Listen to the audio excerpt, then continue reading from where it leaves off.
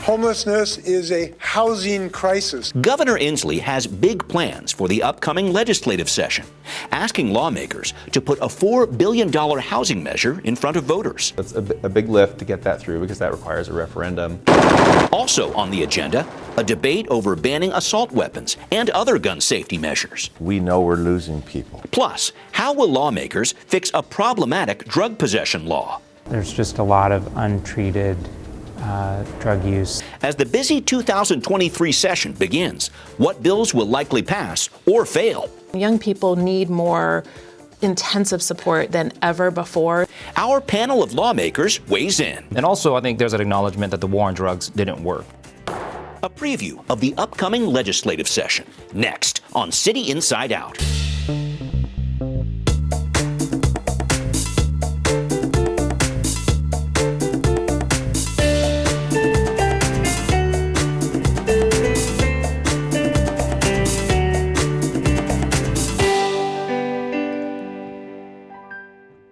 Welcome to this edition of City Inside Out. I'm your host, Brian Callanan.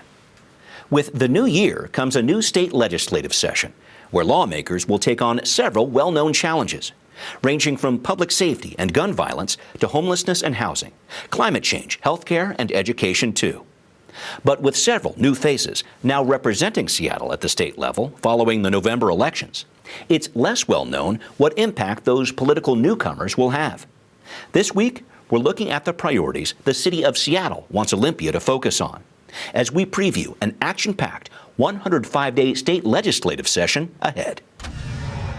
As Washington's largest city, Seattle has a major impact on policy decisions at the state capitol.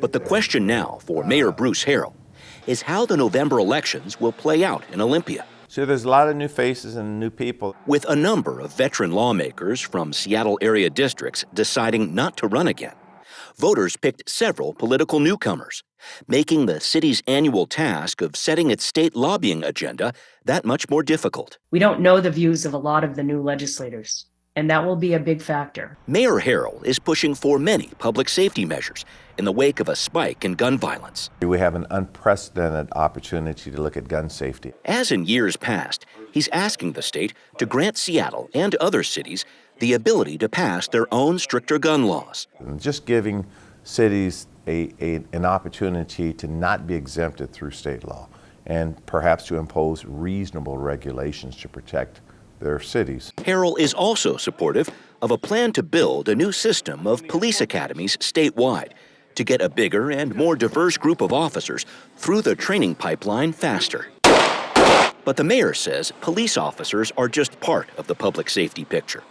So he's also asking the state for more flexibility on how the city spends its real estate excise taxes, with an eye towards more investments in mental health. So we're hoping to use some of that revenue to come up with more non-police interactions to help people. Mayor Harrell says as Seattle continues to work with Olympia on homeless encampments around state highways, more wraparound services like addiction treatment should be made available too. As the state cleans up the right-of-ways, we want them to message and nurture the same people. There's the same demographic, and I'm very optimistic that there will be funding for this kind of work. That issue of drug treatment is also a priority for Senate Majority Floor Leader Jamie Pedersen, who serves on the Senate's Law and Justice Committee. The current system, I don't think, is really making anybody happy. The state Supreme Court's Blake decision in 2021 struck down Washington's felony drug possession law and the temporary fix lawmakers made to recriminalize drug possession as a misdemeanor will expire July 1st of this year. But the system in place now, requiring mandatory diversion to drug treatment on a person's first 2 arrests, gives law enforcement no way to properly track offenders, and there aren't enough treatment services available either. There's no question that we need to make dramatically more significant investments in the system that can get people care that they need, because it's really a health care problem. It's not a criminal justice problem. Pedersen, who's also working on an assault weapons ban, says after a November election where Democrats increased their majorities in the state House and Senate, he's less open to a plan from Republicans to roll back 2021 police reform measures like limits on car chases. I think the voters have delivered a verdict to us that they feel more threatened by gun violence and would like us to address public safety in that way than they do by the police reform work that we did in 2021. That's one of many priorities for Representative Joe Fitzgibbon, the Democrat from the 34th District, who's taking on a new role in Olympia. As House Majority Leader, I think I'll be dealing with a broader range of issues. The former chair of the House Environment and Energy Committee is following through on some big issues, like creating a more efficient statewide recycling system, making it easier to build clean energy facilities, and figuring out where to invest money that will come in this year from the state's top polluters via the 2021 Climate Commitment Act. We probably won't see as many of the sort of the big headline-grabbing bills this year on climate specifically, but the work is not done. Fitzgibbon says there's also plenty of work to do on housing and homelessness. The root cause of our homelessness crisis is housing shortage. We just don't have enough homes. Governor Inslee wants to put a $4 billion bond measure for housing in front of voters this year, which the legislature will have to approve to put on the ballot. Fitzgibbon says that may be a big lift. Seattle voters will face a citywide measure on social housing in February, and a proposal to increase the Seattle housing levy in November, as needs for all levels of housing continue to rise. We really need an all-of-the-above approach. We have to be putting a dent in both market rate and deeply subsidized units in order for them not to cannibalize one another. On top of all of those issues, the state is also trying to implement the controversial Washington Cares program for long-term care and properly fund K-12 education amid falling enrollment numbers. It's a steep learning curve ahead for some new Seattle area lawmakers and the local leaders hoping to influence them as a new legislative session in Olympia gets underway. And joining me to discuss a little bit more about what's happening in Olympia, I have with me Representative Nicole Macri, the Democrat from the 43rd District from downtown up northeast Seattle. She's also vice chair of the House Appropriations Committee and the budget lead for the Democrats in the House. Thank you very much for being here, Nicole. Thanks for having me, Brian. And also we have with us Senator Joe Nguyen, the Democrat from the 34th District in White Center, West Seattle out to Vashon, and new chair of the Senate Environment, Energy, and Technology Committee. Good to have you too, Joe. Thank you for having me. Let's jump right into it. And Representative Macri, I'll start with you. The legislature has one of its long sessions ahead, meaning it'll craft a two-year budget over a 105-day period. That's the plan. The budget work is the main job of your Appropriations Committee. You're the budget lead.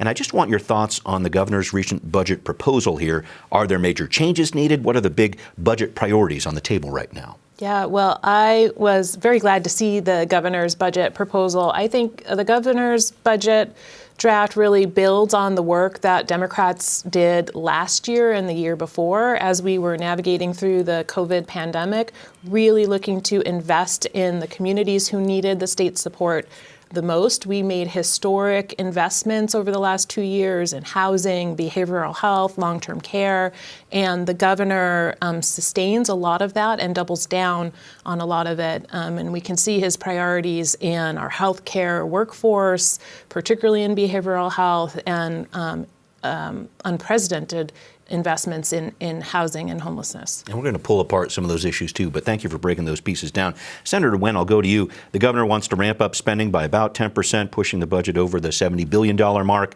Some Republicans in the Senate, and I know you know them, they're concerned this isn't the right time to be spending more with continued high inflation and a possible recession on the horizon. I just want to make sure I put that in perspective there. Some overall thoughts on what you're focused on with the budget as this session begins. Yeah, no, and it's great to see that proposal come out as well. What I will note is that it's a little bit different in the legislature versus Seattle or King County.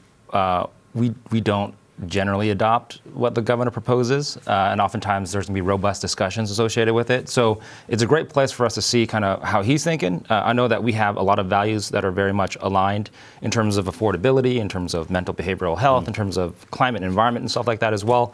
But I will say, at least in the Senate side, we are going to be mindful that the economy is not as strong as we would like. We're very fortunate that the forecasts and things have been going well. We do have additional funds coming in from the Climate Commitment Act, right? So we have to be thoughtful in how we spend these funds and these resources in partnership with our local jurisdictions, even the federal government. but expect some changes. Okay, all right, good to know. And Senator Nguyen, I want to talk with you about the CCA, the Climate Commitment Act, and this is a big part of the work you're doing on your committee there. So the CCA aims to reduce greenhouse gas emissions in our state. I'll try to break this down here. It actually sets a price on those emissions that bigger businesses will have to pay for through an emission allowance auction process.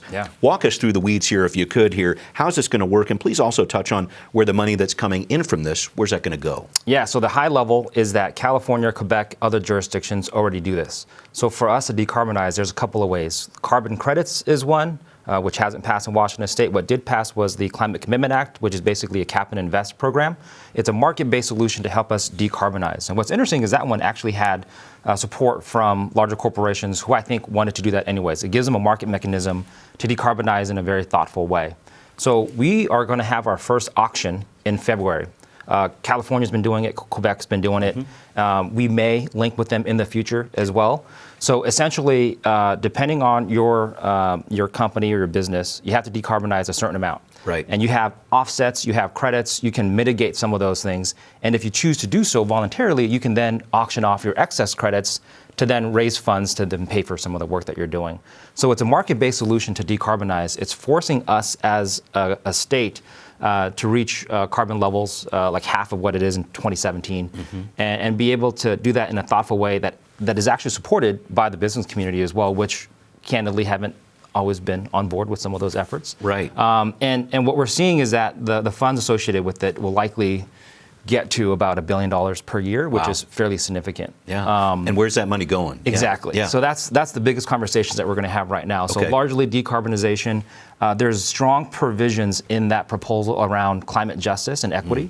So you'll see a lot of funding go towards communities that have been historically impacted. So a lot of the work that we're doing isn't just to set ourselves up for the future. We're going to actually try to fix some of the things from the past as well.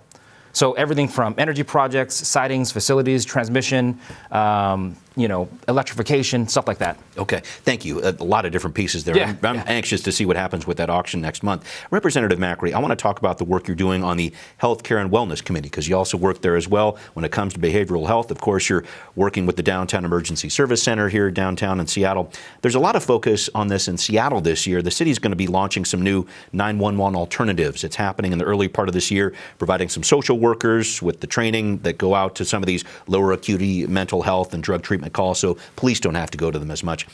I know this is something you're very connected to. Can you talk to me about, I guess, what's happening in Seattle and also your top priorities when it comes to behavioral health and public health this year?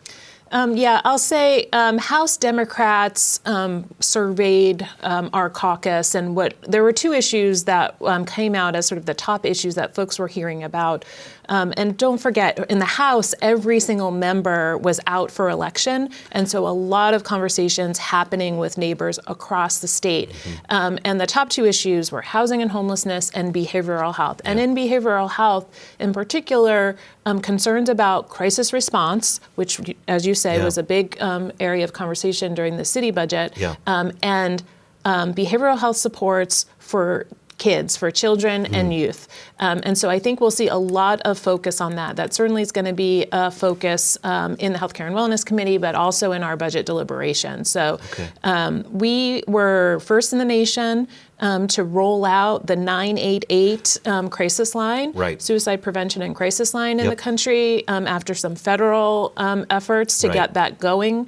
And we will see work led primarily by Senator Vanka Dhingra and Representative Tina Orwell to build on the policy that we've done in the past, which will, I think, align really nicely with the efforts that both King County and Seattle have been promoting over the last couple of years. And then for our young people, we know in our schools, in our K-12 schools, that we need more support, including in special ed, but in counseling and social work for students. Any parent can tell you the challenges of supporting kids right now who are going to school.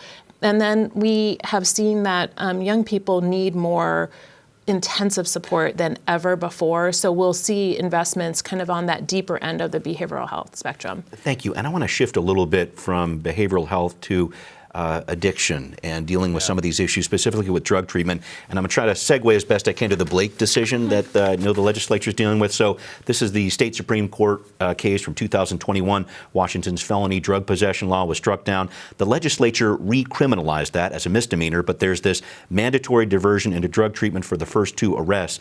From both parties, I have heard this is just not working. There's no way to track offenders properly. That's right. There aren't enough treatment slots out there. What does a fix to Blake look like? The temporary measures the legislature passed expire in July of this year, so you're really up against it. What's going on? Yeah, so I think the good news is that from what I can tell, everyone on both sides of the aisle is interested in figuring out what the right diversionary strategies are to get people the help that they need. There will be a lot of debate about the criminal charge. What's the right criminal charge? As you know, the Supreme Court invalidated the felony charge that we had in statute previously. Right. The legislature implemented a misdemeanor charge, but as you say, with pre-arrest diversion. Right. And so a lot of the conversation leading up to session is sort of what is the right criminal charge, and then what is the right mechanism, the right sequence for diversion. But I've heard no backing off the fact that we need to make more investment in communities across the state for that addiction support. And as we see in Seattle, the needs are changing, right? The old style of inpatient treatment is maybe not the best approach for the kinds of substance use. As we've seen, fentanyl use is way up, methamphetamine use is way up, and there is, of course, this huge intersection with poverty and homelessness, and so there's not a quick fix to it, but I think we'll see new approaches, and in addition to the debate on the criminal charge, what we have as you know, the AG, the Attorney General, has been working with other Attorney Generals across the country on opioid settlement resources. Making those so companies, we have new dollars coming in.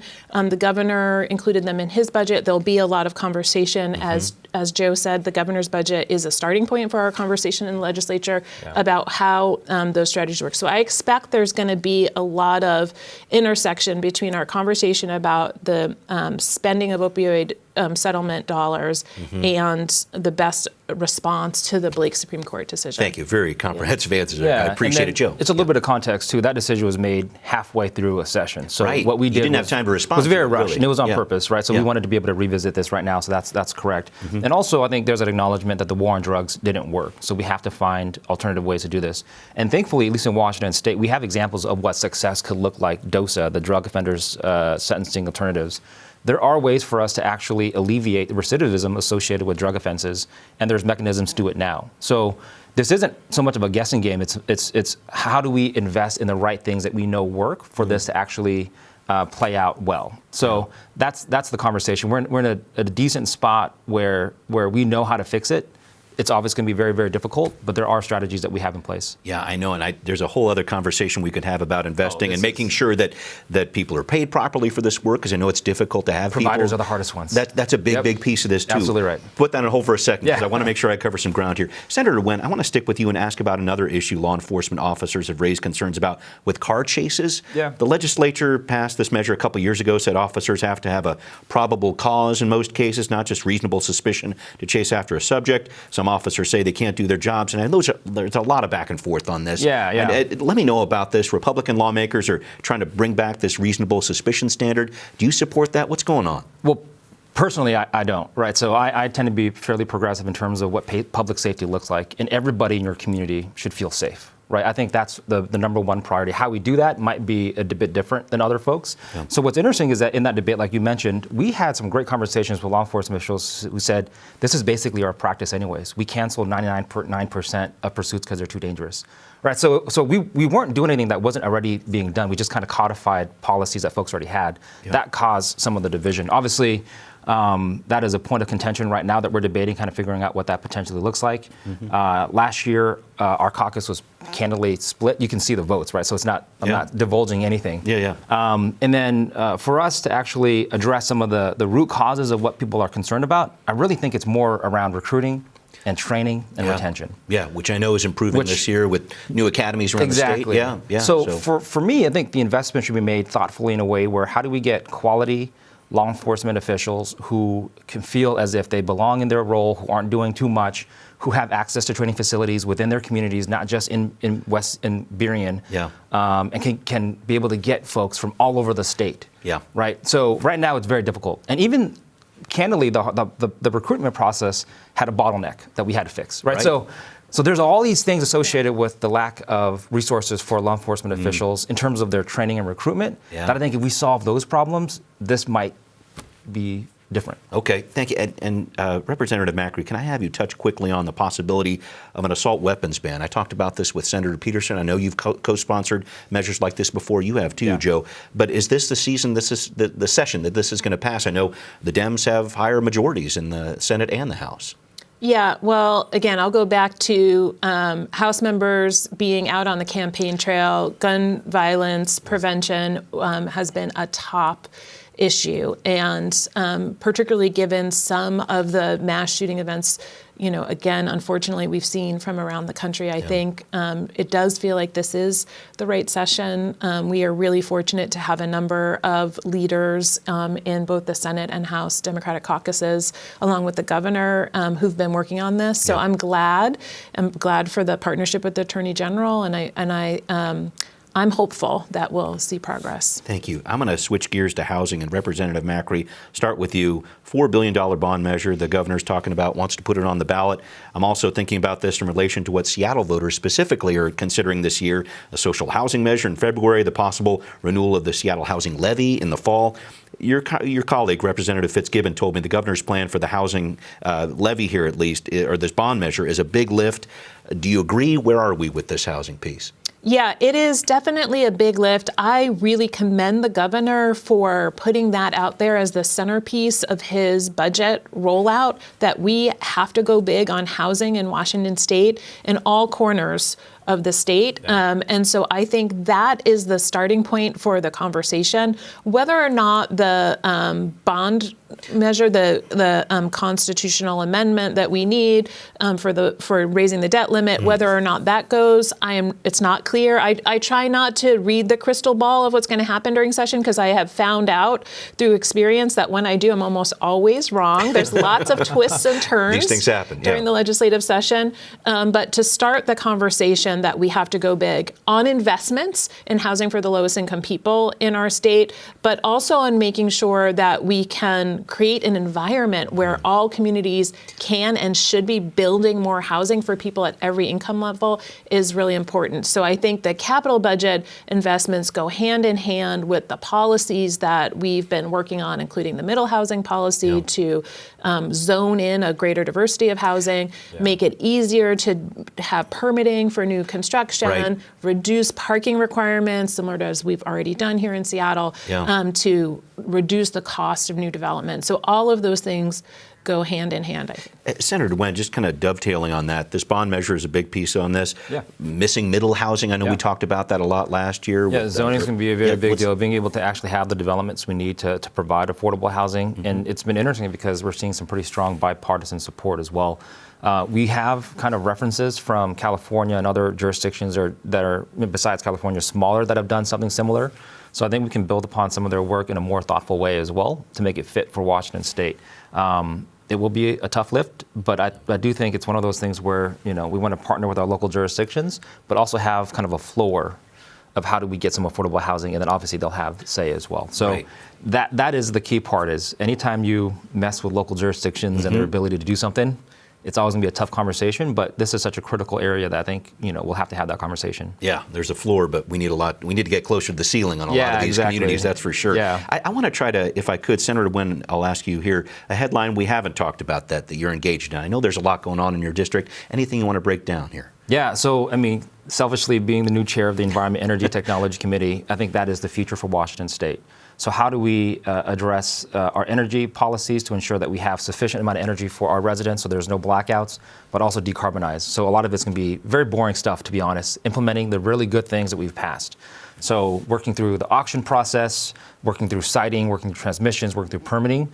So all things that are incredibly important but probably won't make headlines. Improving recycling. I know there's a ton going on. Yeah. That's probably going to be the biggest bill in the committee, is improving the recycling, the RAP Act. Yeah. So how do we actually reduce the waste that we produce as well? Yeah. So Washington State is, Al Gore even mentioned this. I saw him down in San Francisco, and he's usually doom and gloom. and he paused for a second. He's like, except for Washington State, they're doing great work.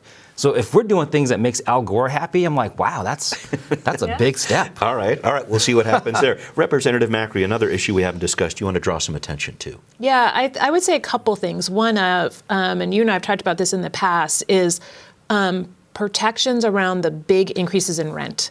And so as we're looking to build the supply of housing at all income levels, and especially for people who are low income, who are really struggling to get affordable housing, we have renters, and we're a majority renter city here in Seattle, who are struggling. So I have been working with Representative Alex Rammel from the Anacortes-Bellingham area on strategies around stopping predatory rent increases. We've seen an increase in exploitative rent increases. So Are we talking rent control? I just want to make sure I throw it out there. No, we're not talking traditional rent control. We're talking about both giving the Attorney General some authority when we see predatory practices, and considering renter protections for renters in similar ways we consider protections for other consumers when there's predatory business practices.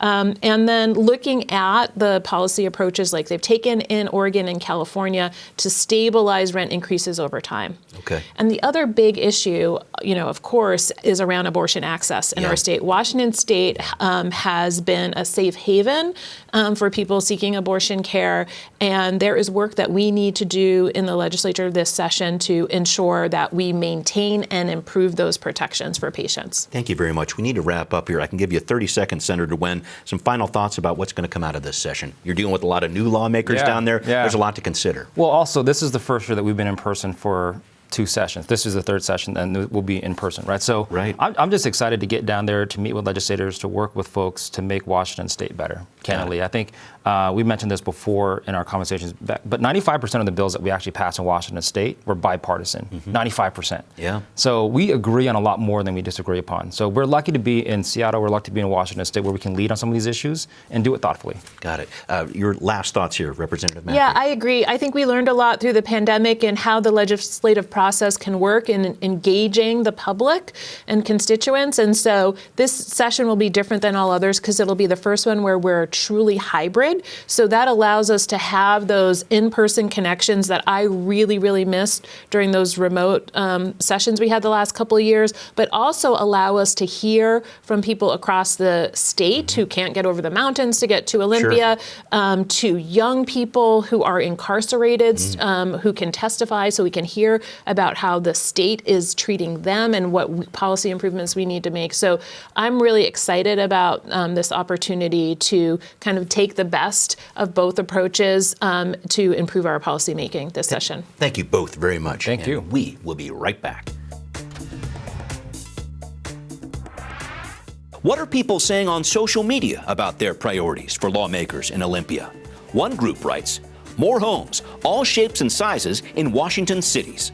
Another person says, it's a lie that police can't pursue suspects under the new policies. We'd like to know what you think.